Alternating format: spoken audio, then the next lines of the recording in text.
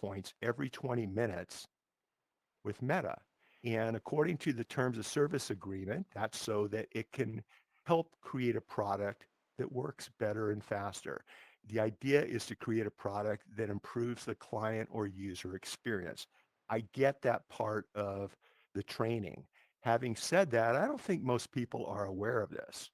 If you fast forward to today with the modern headsets, whatever the manufacturer, what you're going to find is the amount of data that's being shared is probably 8 to 10 times what it was 2 years ago because of the improvement of technology. So the first thing I want to remind everyone about is when you're using Web3 tools, when you're using technology, especially the new technologies. They've updated their terms of service agreements to say that the provider, whether it's Meta, Apple, Facial, whoever it may have the right to share anything you put in your system. Okay. Who am I looking at? Where have I been? Hey, Dope Silo, good to see you. Whatever the case may be, they have the right to use that data to, quote, improve the user experience. And here's another kicker, to share that content with any of their partners around the world. Now, what does that mean?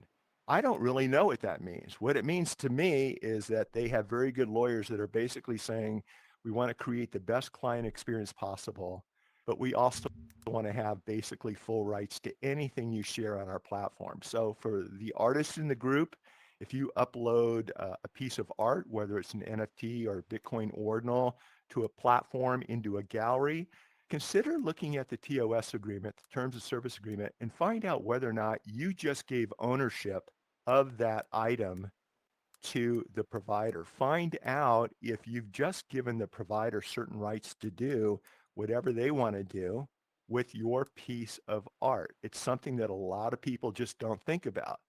And so privacy and security is super important.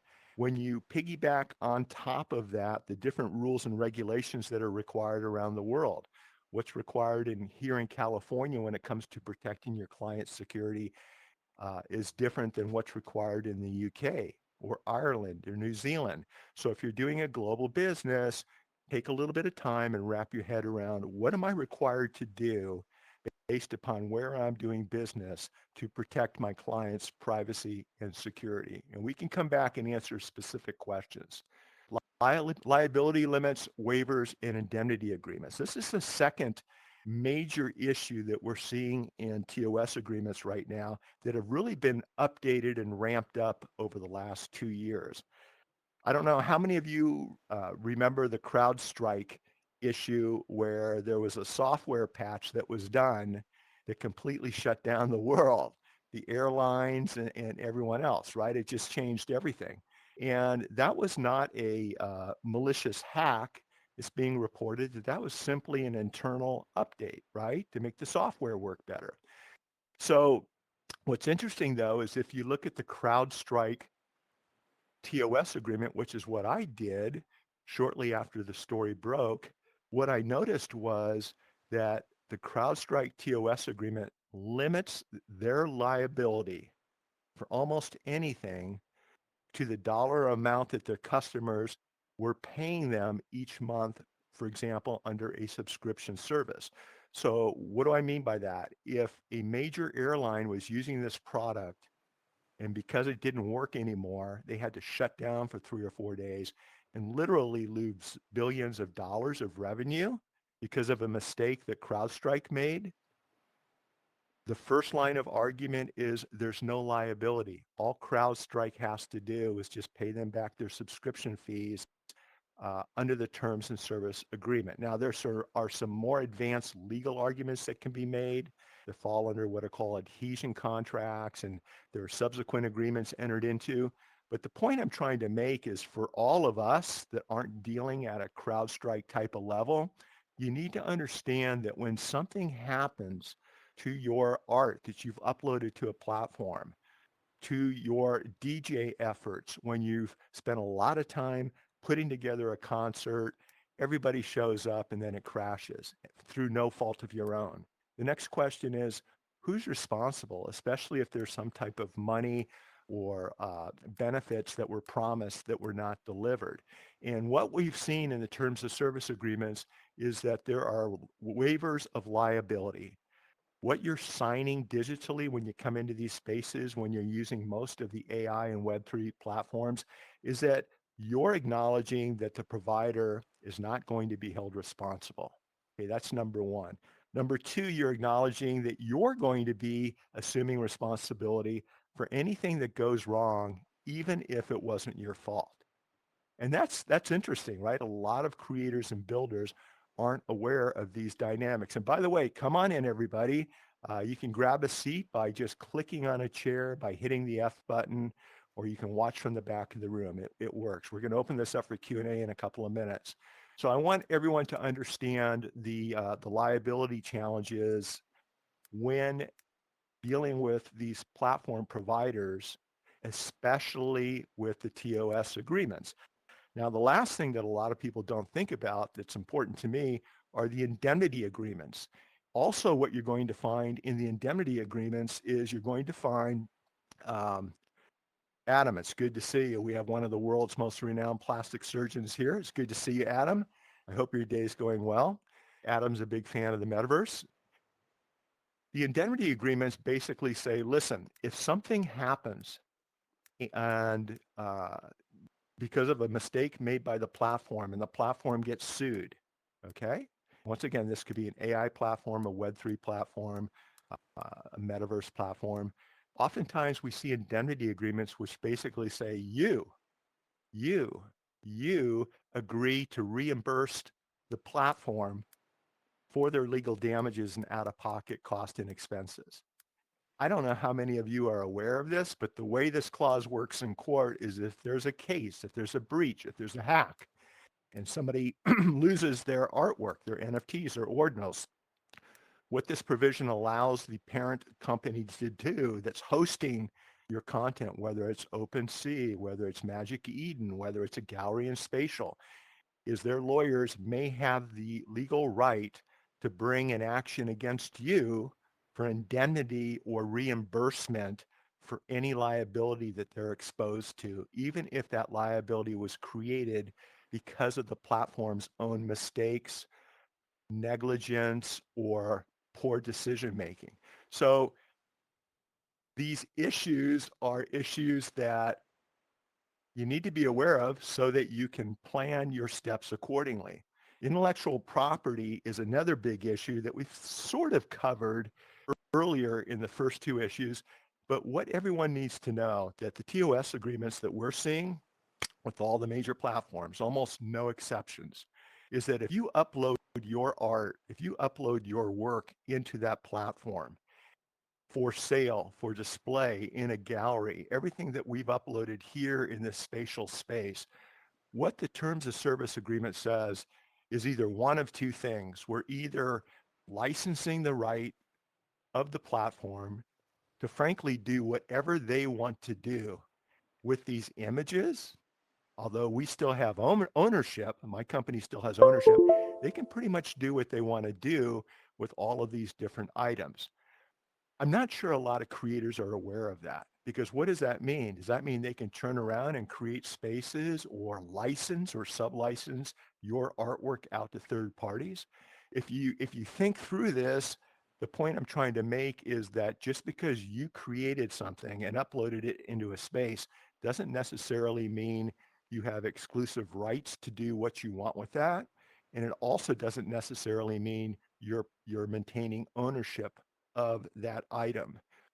Another intellectual property issue is when we're creating content in the AI gen platforms, Midjourney, Dolly 2, maybe something else you're using internally, and you create this item and then you upload this beautiful piece of work along with your own uh, uh, addition of effort applied to what the AI generated into a space like this or into your art gallery. You might want to look at the TOS agreement of the platform you're using because oftentimes, more times than not, when you're uploading into these platforms, you're giving these platforms an unlimited exclusive right to basically do whatever they want to do with that item. They can use it for almost any reason that they want to use it for. And so the TOS agreement overrides your intellectual property rights.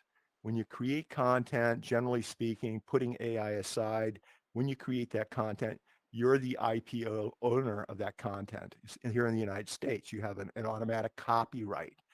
And if you use AI to help you generate that content, then that's not necessarily the case.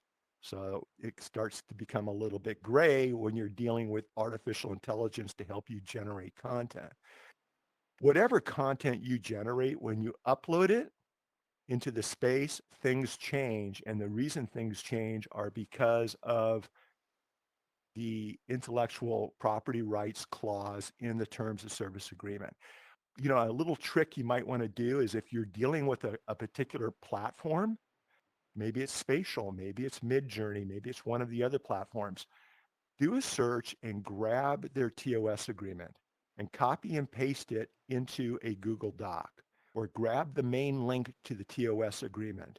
Then in your AI, whether it's ChatGPT or some other program, copy and paste the TOS link or content into the program and start asking it questions about the topics we're talking about today. What am I waiving? What rights do I still have when it comes to intellectual property? And it can break down for you these very long and detailed and sometimes complicated TOS agreements to help you make the right decisions when using these platforms. Something that a lot of people don't think about is if you get hacked, if somebody files a false claim against your product or service, if in Bobby and Block Muse's highly popular X space each Saturday, somebody files a false claim of some type of violation of the terms and conditions taking place, the way these TOS agreements are written is without any communication to you, these large platforms can actually just shut you down.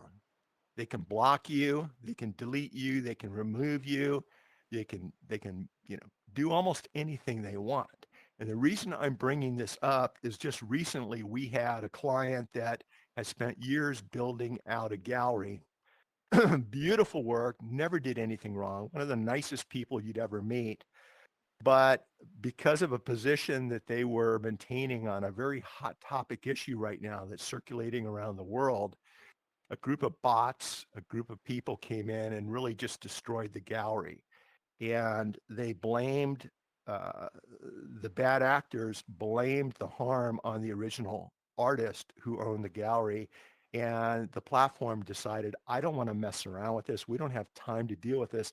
And they just shut it down. And arguably by shutting it down, it immediately stopped tens of thousands of dollars of revenue coming to the person that didn't do anything wrong, uh, without any notice, without any recourse. So the termination and suspension of service is a real issue. And so if you've got a real business that you're building, whether it's an art gallery, a consulting service, something to do in the builder and creator space, the point of the story is always do whatever you can do to back up your content. And if you can't back up your content daily or weekly, and there are ways to do that, reach out to the service provider and see if you can negotiate a sub agreement to this issue. In other words, we understand that under 18A, you have the right to suspend or terminate our account with or without notice. We're putting a lot of time and money into building out this space. Would you be open to a sub agreement just between us that basically says you'll give us 10 days notice if in fact this is something you want to do? You can always negotiate new terms in exchange for providing additional promotion or benefits to the platform. And just keep that in mind. This is something that's really surprising a lot of people. Governing law and dispute resolution.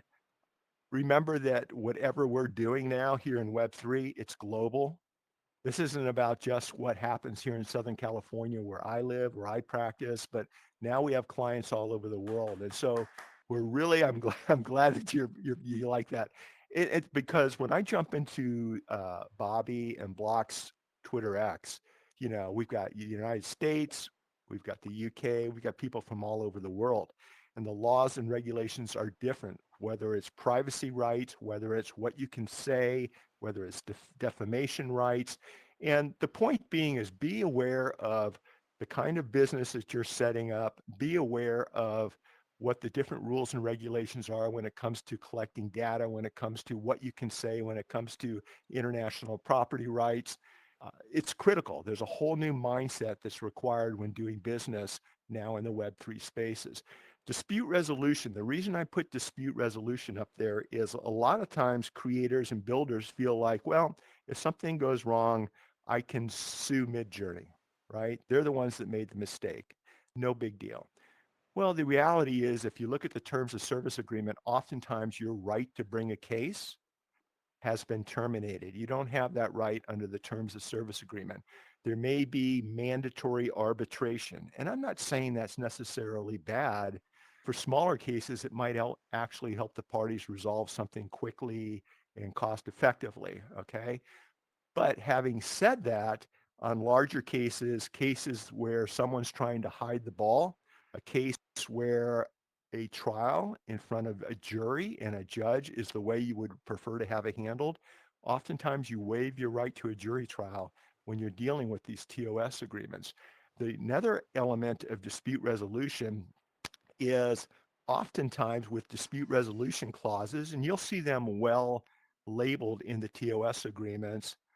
What it'll do is there'll be what's called a liquidation clause. Let's just say you're pouring $3,000 a month into a service that you're using. Something happens, your rights have been violated, and now you want to bring a claim.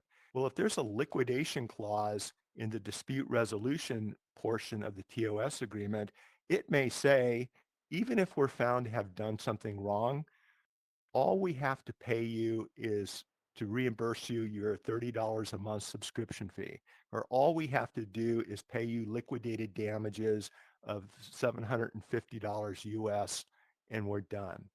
See, these limitations of damages, these limitations of rights are all set forth in these sections of the agreement. And if anyone if anyone has questions about anything that I've talked about, I do have about a 2-page Google summary of what I just shared, along with a few links. I'd be more than happy to just drop it over to you electronically so that you can kind of read through what we talked about. But the point of the story is, let's pay a particular attention with your TOS agreements and use your AI bots to load these agreements. Sometimes all you have to do is just drop a URL in, and then your prompt for a bot like this is something like, I'm an international lawyer who specializes in international law, IP law, copyright law, and I represent artists, creators, entrepreneurs, builders, and business owners. Review the following TOS agreement from the XYZ platform and let me know. And then once again, you're going to go through all 5.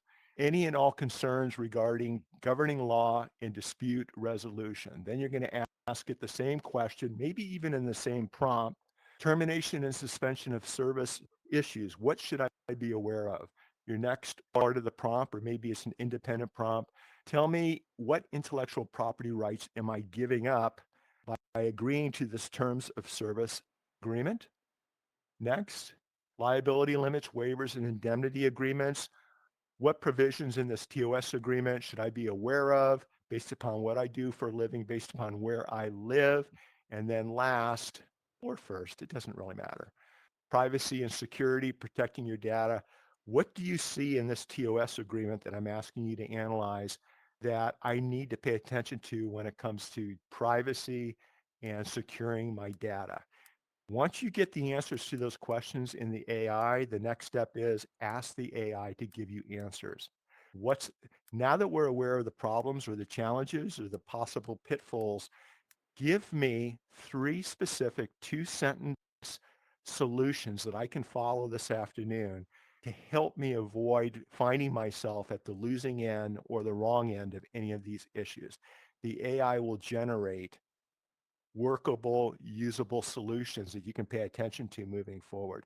These are the five things that I see creators and builders and entrepreneurs either not knowing about or looking the other way on or dropping the ball on. And it's certainly something that the large companies are going to take advantage of if they feel they need to do so, right? So that's what I wanted to cover today. I want to open this up for questions. And I just want to leave you with this thought. If you have done nothing wrong, but because one of these TOS agreements or provisions has somehow affected you and harmed you, even if you're right, the challenge is proving you're right in a court of law.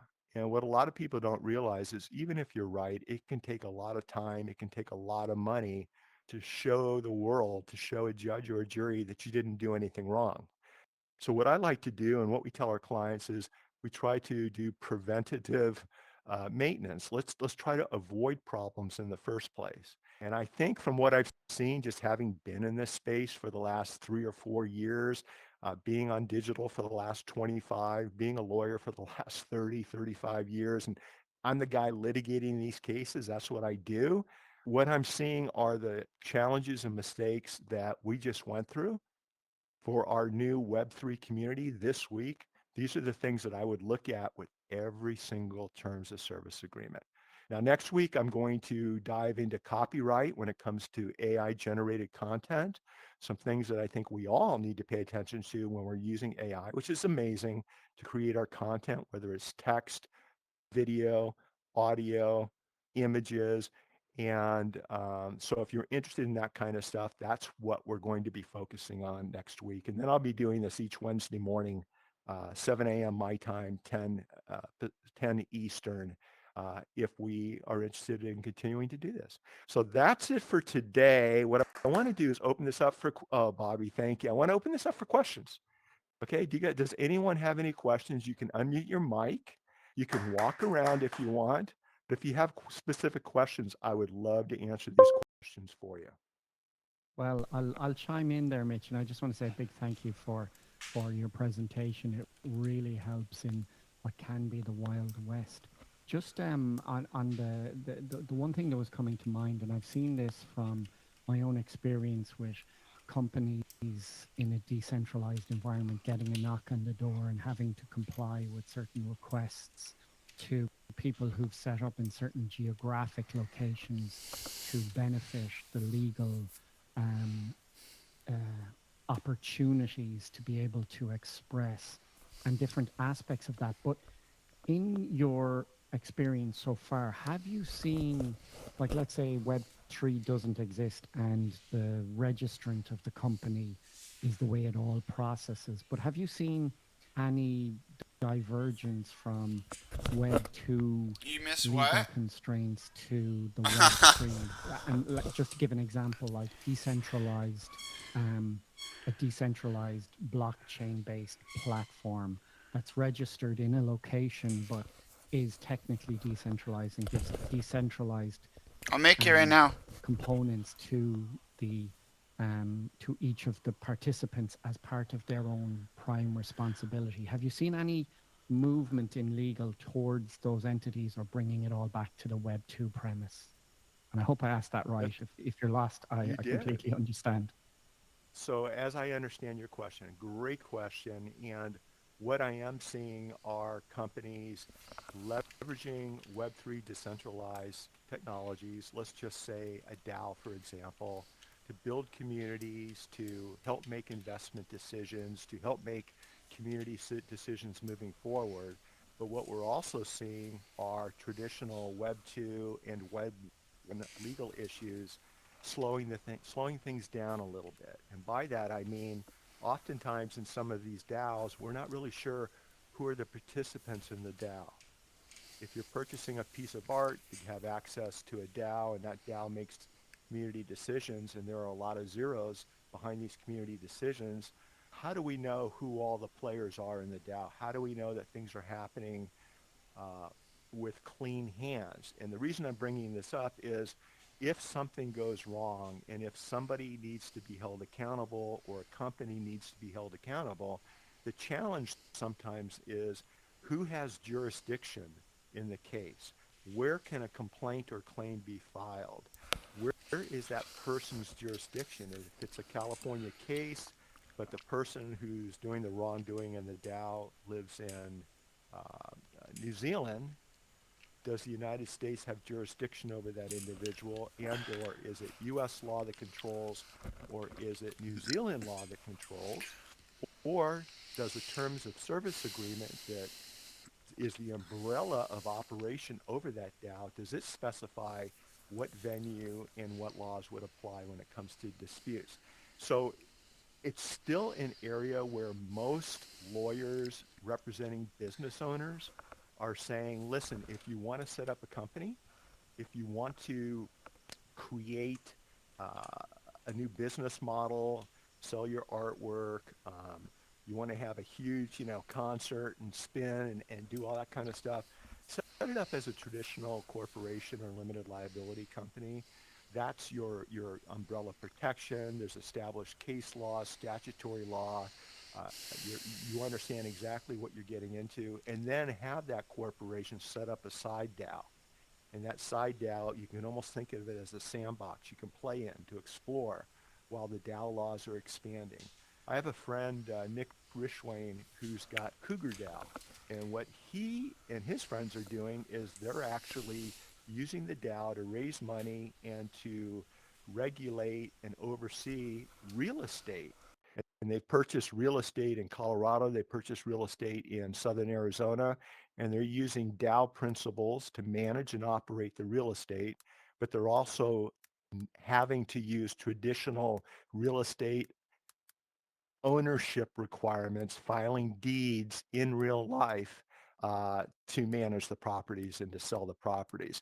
I think with what you're mentioning, right now, I believe in California, New Jersey, and 15 other states in the United States, we're starting to go to an option of having digital IDs and driver's license on our phones, our Google wallets, our Apple wallets. And so the next question is, imagine that technology not being run by the state, but by a private DAO. And what are the implications if something goes wrong? So there's just a lot going on there. I don't know if I directly answered your question, but I do see these technologies, these Web3 tools, smart contracts, NFTs, Bitcoin ordinals, inscriptions, digital currency. Imagine if we're doing business here and we want to do a transaction. How are we going to do it? I mean, I'm not going to be able to walk up to you and just hand you a $5 bill. We're going to be doing this by tapping, swiping, and sharing digital currency to complement the transaction, right? So all of these things were early in, despite all the noise you see on social and digital. And one of the things I probably should have pointed out is as an attorney, I'm in this space and we're seeing 6 to 12 months ahead of time what you'll be seeing on your phones. Everything you see on your phone right now or on your desktop, it's already been, vetted by reputable law firms and investors and venture capitalists before it ends up on your phone. And I can tell you right now what we're seeing, what the topic of conversation is, what you just asked. In other words, incorporating these Web3 tools into a frictionless, easy to use environment that can be, whether you want to call it an NFT on your phone or an app on your phone, something that's easy to use that everyone without any digital experience can tap, swipe, and use to connect to these spaces. Um, so follow-up question, Block, if you'd like, or if anyone else would like to jump in, because I'm not sure I answered your question or understood it, No, you did. but I'll You try did. to. That was lovely. Thank you. Thank you, sir. Dope Silo, you are so active in these spaces. Have there been any challenges with TOS agreements that you've experienced, or do you have any thoughts about some of the things that we talked about today? Yes. Uh, I have actually had a lot of experience with this, just because I've had a store that was making revenue in Meta, and Oh, without my notice, they just shut it down, and I had no idea, that of a couple of rules, and it was just pretty unfair, because I was really depending on that as a business, so I had to pivot really fast. And I've also seen like best friends of mine post stuff on Facebook, like photo shoots, and they years later, they saw it in Target, and it's the default picture for the frame company. So it's you definitely have to be really careful. The world is changing so much, and I'm really glad to be here. So thank you. And it oh, also, absolutely. sorry, go Sorry ahead. that happened to you. Did you ever go back and look at the TOS agreements and see whether or not they violated your rights, or maybe you didn't appreciate exactly what rights you were giving up? Was it a learning experience, or have you just moved on? It was definitely a learning experience. Just to definitely dig deeper into the terms of service and the agreement that you're making with the platform. Um, and it's definitely, not to, it's helped me to diversify and not rely on one source of income. So it's definitely helped me pivot, and I'm definitely more cautious and more preventative and planning a lot more around it. I think that's really smart. I think having multiple projects and streams of income, especially with Web3 right now, because this platform today, may not be here tomorrow. Right. And so if we're building and putting all of our time and attention into platform A, what about platforms B, C, and D? And I think what you just said is very, very important. And some of the most successful clients that I've had in the traditional business world, much less the Web 2, Web 3 spaces, they're the ones that are planning ahead and building in multiple platforms. And they're using platforms that will work with each other, whether it's an NFT or a wallet that connects our digital assets from platform A to platform B, so they can easily set up a duplicate environment or a backup environment. I think those creators are doing it the smart way, especially as this technology develops, because it's developing so quickly. Absolutely. And I Yeah. love what you're doing. Love what you're doing, by the way. You've really branded yourself and are doing things in the space that I don't see too many other people doing. So congrats on that. Oh, thank you so much. Thank you. Appreciate it. Do we have? You're welcome. You're welcome. Do we have any other questions We do have about a terms of service agreements? we do have a question in the chat. It says Mitch, Stephen Freed here, just signing up for Spatial. My question: how are you drafting terms of service a differently given all the? How are you drafting a terms of service a differently given all the issues you're discussing? Right, Stephen. That's a great question. I wish I could see the chat on my headset. Yeah. It, I'm wondering if I can bring it up. I'm looking at my menu right now. So if you guys have been asking questions via chat, my bad. Sorry about that. So the five, six, seven things we just covered that I talked about, we're making sure that when clients use TOS agreements, they're building out a company, a business plan, and they want to use platforms A, B, and C. What we're doing is we're taking those platform TOS agreements and licensing agreements. Sometimes they're different documents. We're putting them into our AI firm bot, which is a private version of ChatGPT 4.0 is what we're using. And we're asking the bot, we have a series of 8 or 10 questions to cover each of the questions that we talked about today. And we want to analyze, if our client does business with company A, will our client maintain ownership of the digital assets that are a part of using that platform? Or are they giving platform A unlimited global rights to frankly do whatever they want to do with that content? So that's something that we're focusing on, that 5 years ago, because this technology wasn't as prevalent as it is today, we weren't focusing on that particular issue as much. It really wasn't a thing because the platforms weren't trying to take ownership or licensing rights away from creators and artists. It just was more of a third-party transmission device to accommodate the buy and the sell.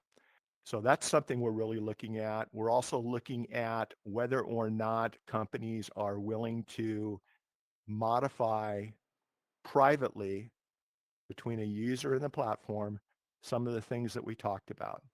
Like normally you don't accept responsibility or you limit your liability cap to $1,000 per incident. I know in the CrowdStrike case, I did a post on it on LinkedIn, but I read they were sending out $10 gift certificates to clients who had been harmed because of the patch update that took place.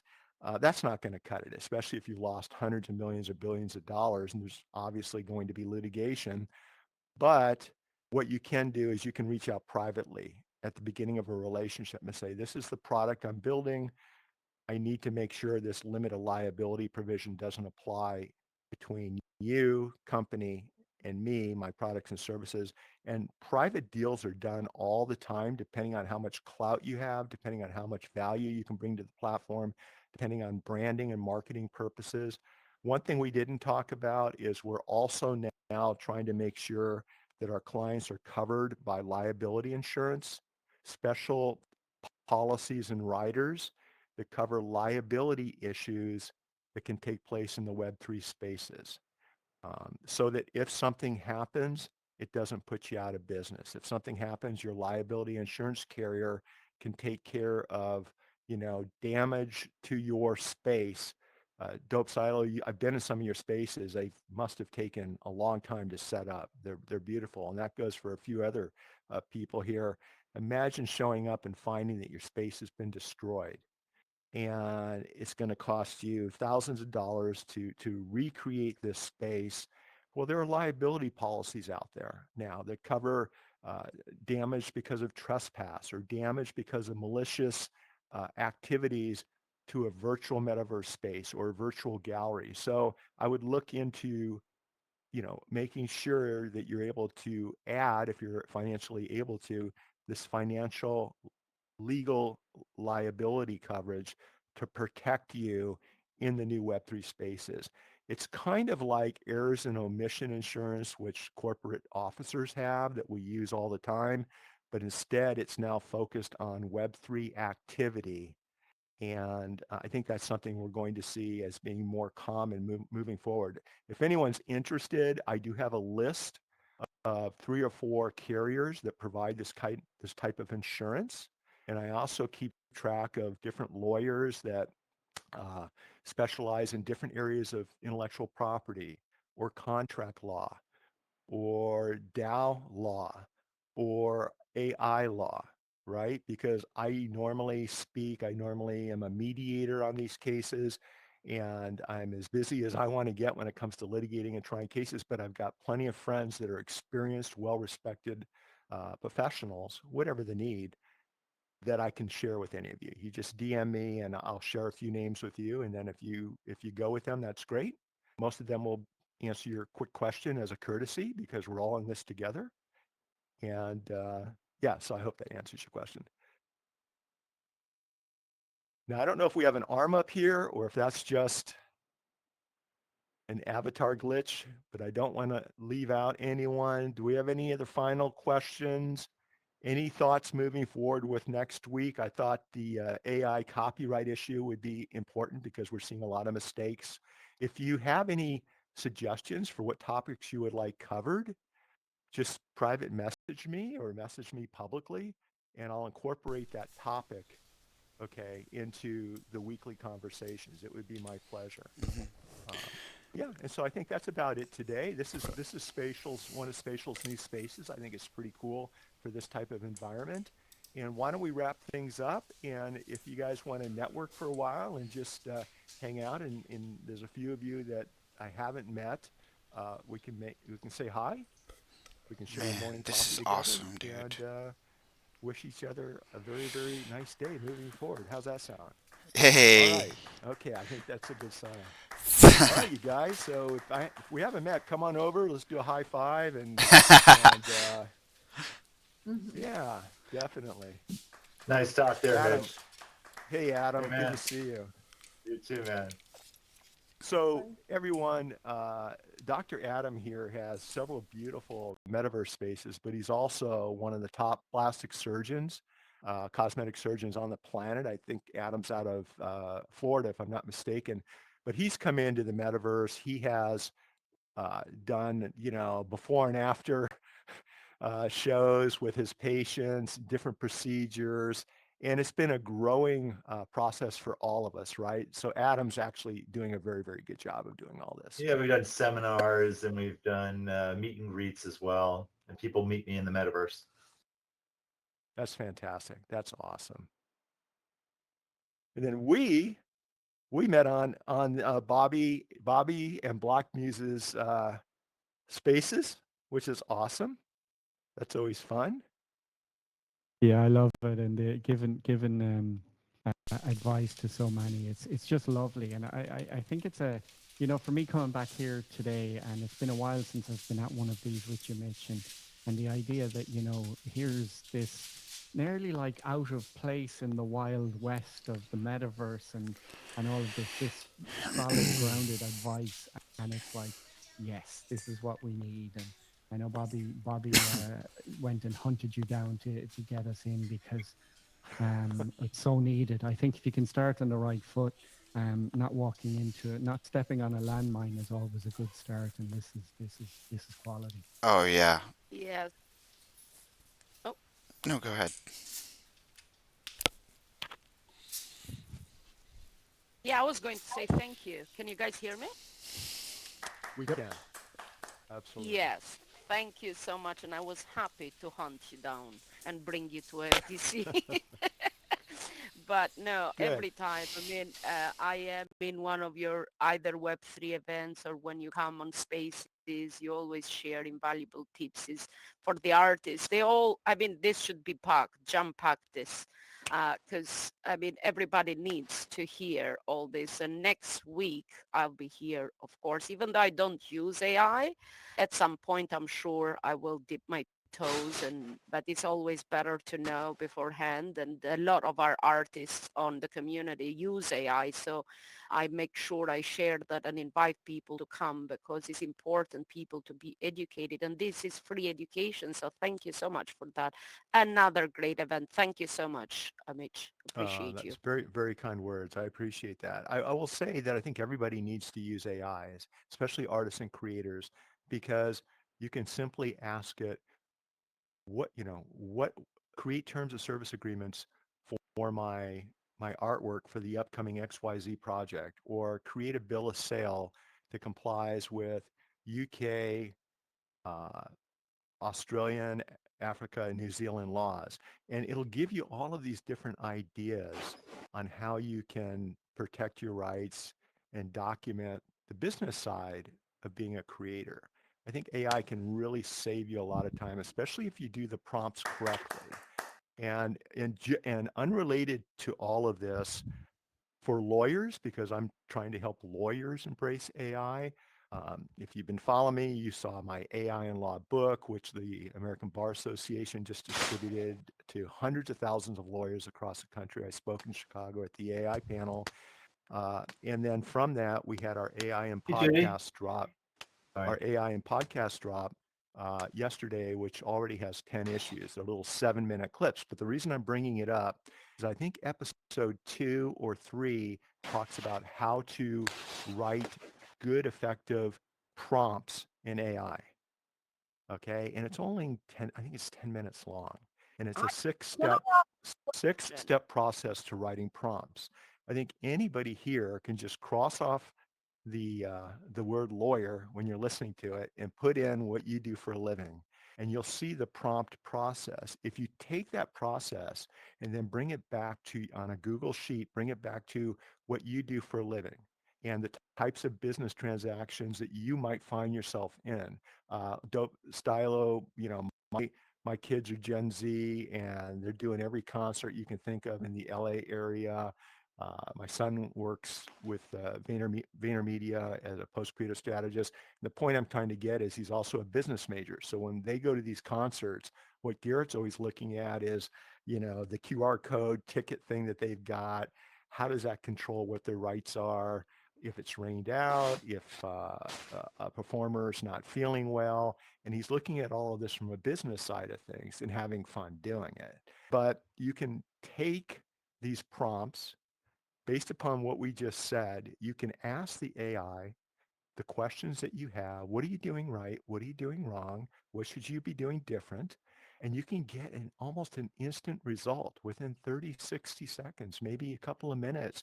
Prompt a little bit more. And the point is, it's going to open up your eyes.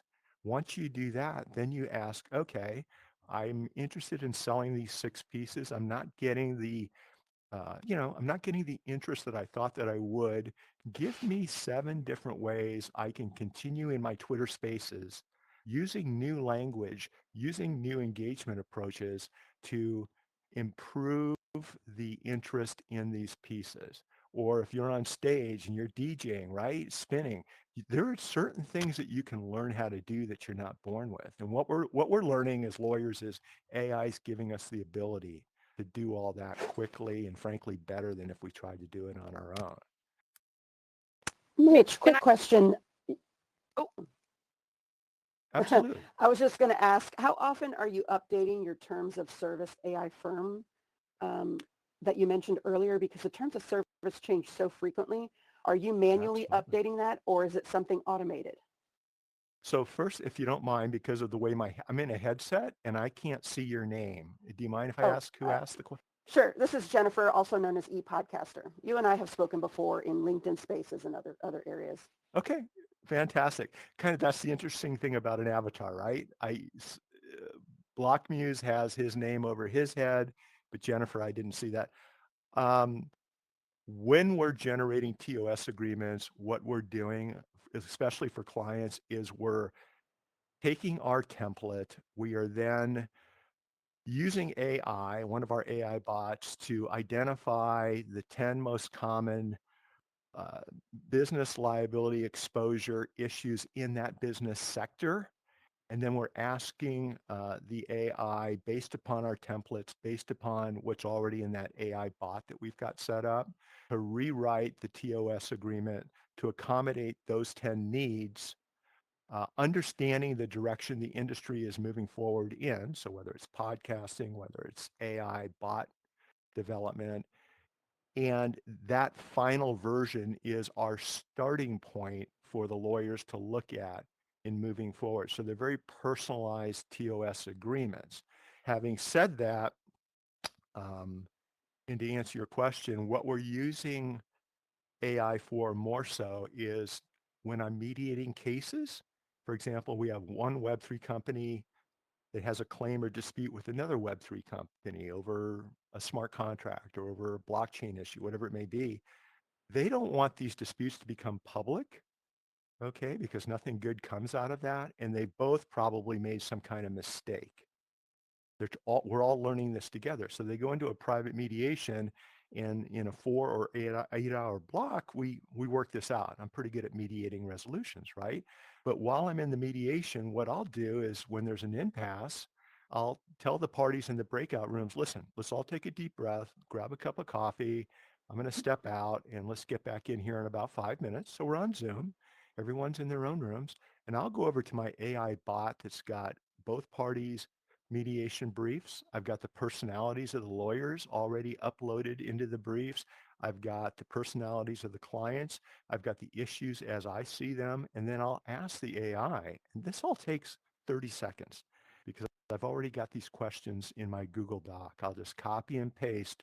We're at an impasse regarding XYZ. Give me 10 open-ended questions to come back into the Zoom with to keep the conversation moving forward, and give me 3 or 4 suggestions on getting this thing resolved that we haven't talked about before.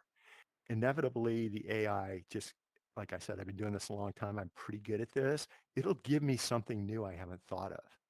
And I can go back into the Zoom and take the conversation a different direction or suggest a different final outcome so that we can have more discussion.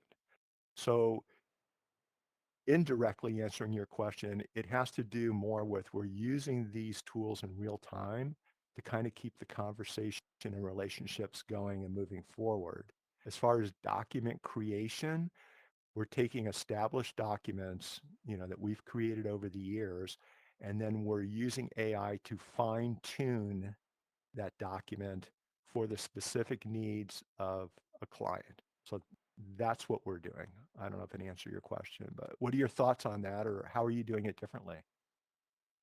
Oh, that's super interesting. I hadn't even thought about using it in active real time. I'm always thinking of using it in advance or after. But that is such a Hmm. smart strategy. So thank you for sharing that because that's really practical and actionable. And I think really because you mentioned the AI firm bot that it keeps you updated on the terms of service. So anytime that there is a new matter that you're dealing with, you can go to that firm bot and say, okay, here's what we're dealing with. How does that violate, or where are the potential pros and cons in relation to the terms of service on these platforms? Well, the fact is that the platforms change their terms of service all the time. So I was curious on whether Sure. you are having somebody update that manually every single time there's an update, or are you automatically updating that because you set up a process or a system to look for those updated terms of service to automatically incorporate that into your AI firm bot? We need to build an AI bot that automatically stays on top of the changes and then shares it out with all of our clients and customers, right? I mean, I think within a year, AI is going to be doing that for us automatically. And right now it's manual. Ah, okay. Being real with you, right now it's just Sure. kind of a Yes. manual I kind of process. thought it might be manual. Yeah, yeah. But I do see this as where AI will behind the scenes can keep documents, keep approaches current without any effort on behalf of the user. It's good to see it. Here's something I read yesterday, and I shared a new podcast episode this morning about it. It's brilliant. When you talked about being proactive, having document reviews before, Carolyn Elephant, who's a leader in the legal space when it comes to technology. She's a friend of mine. She wrote an article on LinkedIn yesterday about doing legal briefs and what we call reply briefs. When someone files a motion, you have to reply. And what Carolyn was talking about is put in the other person's brief, put in your proposed reply brief, and then tell the AI, you're the judge. You're looking at both briefs, write in order as to which as to the final decision that you would make as the court. I'm simplifying what she does, but you basically have the AI review both documents and come forward with an order. You then look at that order, and if it favors your position, that's great. You can use that as a starting point, finish your reply brief, and get it filed with the court. If your order, in the order you lose, on your reply brief. In other words, you were missing something, you got it wrong.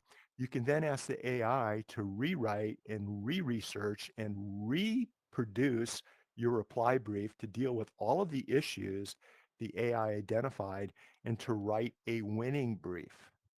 And then once you're done with this process, you now have a new reply brief that you can personalize and tweak and make it your own and then file with the court. So it all comes down to doing this stuff ahead of time, whether you're filing paperwork, whether you're creating a TOS agreement, whether you're having a negotiation for the buy and sell of something. Why not practice that with AI before you ever walk into the room and start talking terms and conditions? That's the powerful thing in my mind about using AI. But if you're using AI to do this, remember what we talked about. Are you, when you're using AI, disclosing private information? If I'm doing this on behalf of a client, does the client have certain facts, certain things that the client would never want me exposing to a third party because it's protected by attorney work product? So whatever I put into the AI, am I using an AI that's protected by a security API type of system?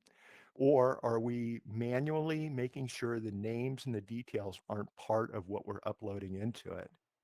You see? And when I'm picking up the phone to close a big deal, I'll usually have run through on the AI through one of our bots all the different negotiation approaches that I'm expecting. And I'll tell the AI, I want you to beat me during this negotiation. I want you to hammer me down to the lowest price possible and give me your best arguments. And inevitably, I hear things and I hear arguments that I didn't originally expect. And so I can plan ahead. And then once I'm ready, I'll ask the AI, how can I win that argument? How can I get around that very strong issue? And of course, AI comes up with some really good suggestions. And we can talk about more of these approaches, on any Wednesday morning. It would be my pleasure. But I hope you guys enjoyed this. And if you did, share this out with the community. Next week, we're going to do AI copyright stuff, which is really, really important. And every once in a while, I'm going to have a guest who, one of the leading authorities, maybe even next week, I've got a couple of friends that are just gifted intellectual property lawyers. And maybe I can get them to come in and talk about the whole AI copyright issue that everybody's talking about every single day. As a matter of fact, today on LinkedIn, I'm going to share a report that an acquaintance of mine just put together last night. He's a lawyer, and he monitors all the pending AI copyright cases that are going on in the United States. And there's something like 20 or 23 big cases right now. And so he has a list as to where the courts are in each and every case and what he thinks is going to happen next. And I saw that last night just before I was going to bed. So I'm going to find his post and I'm going to reshare it on LinkedIn because I think it's just kind of interesting to look at that stuff. And you can kind of get a feel for how the courts are handling some of these issues, right? So I'll post that today before I get too involved with the rest of my day. But I do have to run. I really appreciate you guys, showing up and doing this. And if you're interested, I'm going to be back here next Wednesday. And between now and then, you'll see me bopping around in real life and in the metaverse. This was fun. I appreciate it, you guys. Thanks, Mitch. All right. You're welcome. Thank you, Actual everyone. finish as I join. It Well, sounded Yep. Thank you anyway. Fashionable. No, this isn't. This is legal. This isn't the art scene. The art scene, you come late. The legal, you're on time. Hey, AI, look, hey, I have a medical company that uses AI. We've written our own AI platform across the business. So I'm all in on what Mitch was just saying a minute ago. Just I happen to be a bit late. Fantastic. Well, Ricky, message me on LinkedIn or X or something, and we'll keep the conversation going. And then we're going to be here next week, 7 a.m. Pacific, 10 Eastern, different topic each week. So this will be fun. All right, you guys, I do have to bolt. Thank I you, have to Mitch. jump on Thank you. this whole court thing. This whole legal court thing's ruining my quality of life. I got to jump on a Zoom with about 20 other lawyers. So I'll see you guys online a little bit later on today. You're welcome. Take care, everybody. Take care, Bye-bye. Mitch. Bye. Thank you, Mitch. Bye. Wow, that was amazing. Stilo. What was the learning outcome? Because I didn't get it. So what did he say that you remember? Well, the good thing is too is I also recorded it and I live streamed it. But basically, he was talking a lot about like terms of service agreements, things to think about when you do business in this new global economy. So he went into pretty good detail. I could send you the recording if you like. Well, I'll catch it up. I'll track it down. I'm just interested to see what was your one takeaway then. It's just basically like just be prepared, before like everything is like we're all building something and anything can be taken away at any time. Like there's a lot of details in these terms of service agreements.